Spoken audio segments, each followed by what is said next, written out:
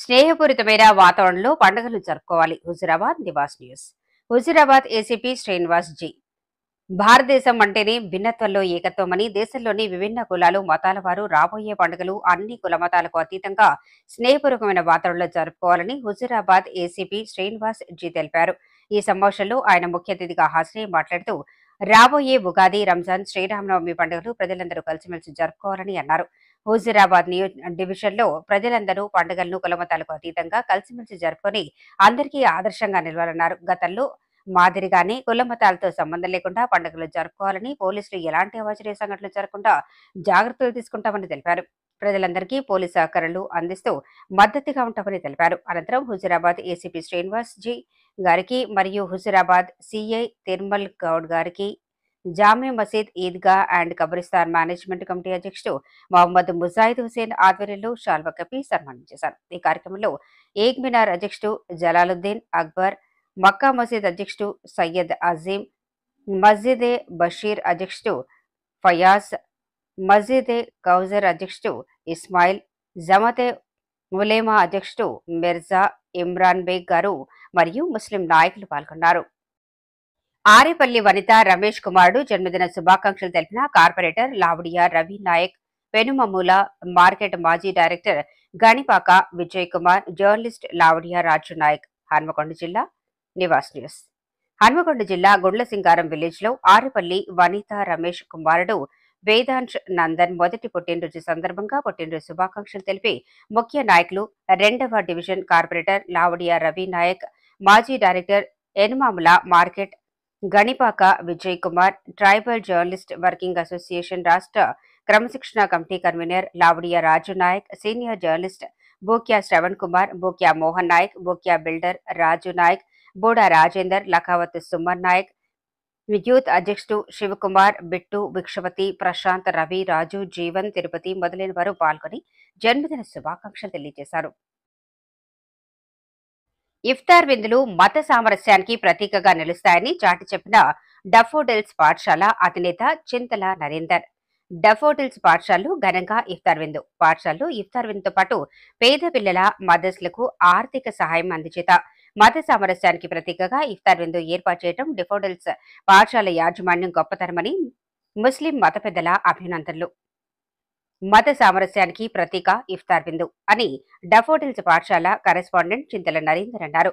శుక్రవారం నర్సంపేట పట్టణానికి చెందిన డఫోడిల్స్ పాఠశాలలో కరెస్పాండెంట్ చింతల నరేందర్ ఆధ్వర్యంలో పాఠశాలలోని విధులు నిర్వహిస్తున్న ఉపాధ్యాయులకు ముస్లిం మత పెద్దలకు ఇఫ్తార్ విందు, రంజాన్ తోఫాలను అందజేసి ఇఫ్తార్ వేడుకలను ఘనంగా నిర్వహించారు. ముందుగా ముస్లిం మత పెద్దలతో పాఠశాలలో ప్రత్యేక ప్రార్థనలు నిర్వహించి ఈ సందర్భంగా పాఠశాల కరెస్పాండెంట్ చింతల నరేందర్ ముందస్తుగా అందరికీ రంజాన్ పర్వదిన శుభాకాంక్షలు తెలియజేసి మాట్లాడుతూ ప్రపంచవ్యాప్తంగా జరుపుకునే అతిపెద్ద గొప్ప పండుగల్లో రంజాన్ ప్రముఖమైందన్నారు.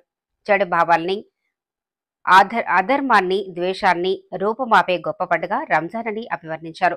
ఈ పవిత్ర మాసం ఉపవాస దీక్షలు, ప్రేమ, దయ, సౌభ్రాతృత్వం గుణాలను పంచుతున్నాయని, ఈ పవిత్రమైన రంజాన్ మాసంలో చిన్న పిల్లల నుంచి మొదలుకొని వృద్ధుల వరకు కఠోర నియమాలతో ఉపవాస దీక్షలు చేయటం గొప్ప విషయమని అన్నారు.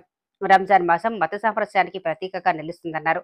ఇఫ్తార్ విందులతో సోదర భావం పెంపొంది ప్రజల మధ్య ఐక్యత పెరుగుతుందన్నారు. అల్లా ఆశీస్సులతో ప్రతి ఒక్కరూ సుఖ సంతోషాలతో ఉండాలని కోరుకుంటూ భిన్నత్వంలో ఏకత్వానికి ప్రతీకగా నిలిచే మన దేశంలో కులమతాలకు అతీతంగా ఇఫ్తార్ విందులు ఇవ్వటం ఔన్నత్యానికి నిదర్శనమన్నారు. ముస్లింలంతా ఆనందోత్సవాలతో రంజాన్ పండుగను జరుపుకోవాలని కోరుతూ ఈద్ ముబారక్ శుభాకాంక్షలు తెలిపారు. అనంతరం ముస్లిం పెద్దలు మాట్లాడుతూ మత సామరస్యానికి ప్రతీకగా ఇఫ్తార్ విందు ఏర్పాటు చేయడం డఫోడిల్స్ పాఠశాల యాజమాన్యం గొప్పతనమని పాఠశాల కరెస్పాండెంట్ చింతల నరేందర్ కు అభినందనలు తెలిపారు.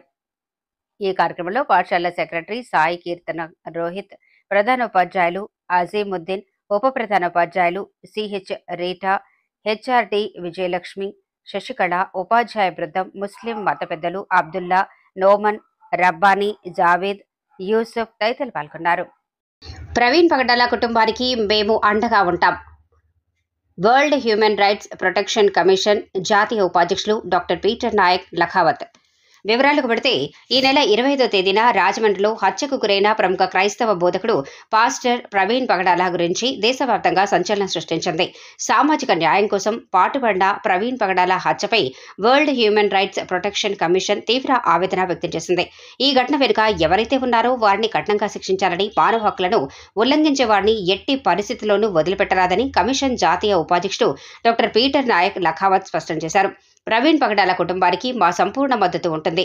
న్యాయం జరిగే వరకు మేము వారితో ఉంటాం. ఈ హత్యపై సమగ్ర దర్యాప్తు జరిపి అసలు దోషులను శిక్షించాల్సిందే. ఎవరైనా కావాలని ఆయనను హత్య చేసి ఉంటే ఇది మానవ హక్కుల ఉల్లంఘనకే వస్తుంది. ఇలాంటి ఘటనలు పునరావృతం కాకూడదంటే నేరస్తులకు తగిన శిక్ష పడాల్సిందే అని డాక్టర్ పీటర్ నాయక్ లఖావత్ అన్నారు. కులం, మతం, ప్రాంతం అనే భేదాలు లేవు. అందరూ సమానమే. డాక్టర్ పీటర్ నాయక్ లఖావత్ మీడియాతో మాట్లాడుతూ కులం, మతం, ప్రాంతం అనే భేదాలను పక్కన పెట్టి మనిషిగా ప్రతి ఒక్కరూ సమానమేనని స్పష్టం చేశారు. న్యాయం అందరికీ ఒకటే. చట్టం ఎవరికీ చుట్టం కాదు. ఎవరు తప్పు చేస్తే వారు ఎంతటి వారైనా శిక్షించాల్సిందే. సామాజిక న్యాయం కోసం పోరాడే గొంతుకను అణచివేయాలనుకునే ఎవరైనా చట్టం ఎదుట నిలబడాల్సిందే అని ఆయన అన్నారు. ప్రభుత్వాలు తక్షణమే స్పందించాలి. ప్రవీణ్ పగడాల హత్యపై తెలంగాణ, ఆంధ్రప్రదేశ్ ప్రభుత్వాలు వెంటనే దర్యాప్తు జరిపి బాధ్యులపై కఠిన చర్యలు తీసుకోవాలని doctor Peter Naik Lakhavath demand చేశారు. ప్రభుత్వాలు మౌనంగా ఉంటే ఇది మరింత భయానక పరిస్థితులకు దారితీస్తోంది. మానవ హక్కులు, న్యాయం, సమానత్వం కోసం మేము ఈ కేసును ఎప్పటికీ వదిలిపెట్టము అని ఆయన హెచ్చరించారు. ప్రజలందరూ న్యాయం కోసం గళమెత్తాలి. కానీ అవకాశానికి గురి కాకుండా రెచ్చగొట్టే విధంగా ఇతరులకు దూషించటం లాంటివి చేయకుండా శాంతియుతంగా ఓర్పుతో తగిన న్యాయం వచ్చే వరకు ఓపిక పట్టాలని డాక్టర్ పీటర్ నాయక్ లఖావత్ పేర్కొన్నారు. ప్రవీణ్ పగడాల కుటుంబానికి న్యాయం జరిగే వరకు మానవ హక్కుల పరిరక్షణ కోసం ప్రతి ఒక్కరూ పోరాడాలని డాక్టర్ పీటర్ నాయక్ లఖావత్ పిలుపునిచ్చారు. నిర్భయంగా సత్యం కోసం పోరాడే గొంతులు ఎప్పుడూ నశించవు. న్యాయం కోసం ఈ పోరాటం ఆగదు అని ఆయన స్పష్టం చేశారు.